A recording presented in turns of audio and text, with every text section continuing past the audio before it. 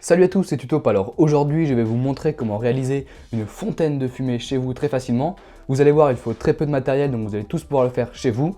Alors pour ce faire, vous allez commencer par prendre ici un petit bout de feuille, de papier, un post-it à la rigueur, peu importe. Après pour les dimensions, ça se fait comme ça à l'œil, pas de dimension précise. Et vous allez en fait l'enrouler à l'aide de vos petites mains, comme ceci, de façon à obtenir un rouleau du diamètre d'un stylo environ. Voilà. Une fois que vous avez fini d'enrouler comme ceci votre feuille, vous allez prendre un support. Donc moi je prends par exemple un verre, mais vous pouvez prendre ce que vous avez chez vous, peu importe. Et après là, une fois de plus, c'est du bricolage. Je prends une pince, voilà, mais vous pouvez prendre évidemment plein d'autres objets, hein. Par exemple une paire de ciseaux que je pose sur mon verre. Et le but c'est juste de tenir en fait ma feuille de papier. Donc c'est vraiment du bricolage. Je suis sûr que vous trouverez mieux chez vous pour tenir la feuille de papier. Voilà, comme ceci, il faut que tout tienne en équilibre. Et le but, ça va juste être de donner une inclinaison comme ceci à la feuille. Il faut que la feuille soit inclinée comme ça. Voilà. Donc une fois que c'est fait, vous êtes prêt à allumer votre fontaine. Vous prenez un petit support si vous voulez collecter la fumée. Vous mettez juste en dessous.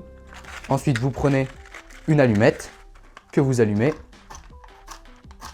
Voilà, je ne sais plus allumer des allumettes, mais c'est pas grave. Et une fois que vous allumez votre allumette, vous allez mettre ici le feu au papier, juste en haut. Et le but, bien sûr, c'est que ça continue à brûler.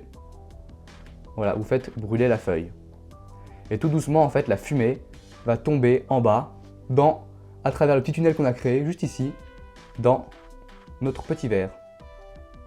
Il faut bien sûr que ça brûle bien.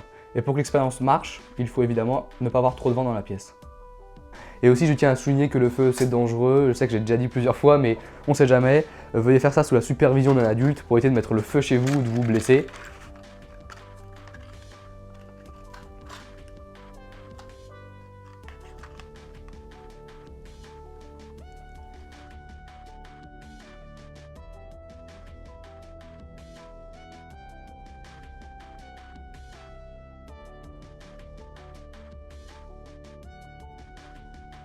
J'espère en tout cas que cette vidéo vous a plu. Si c'est le cas, n'hésitez pas à appuyer sur le bouton j'aime de la vidéo, ça fait toujours plaisir.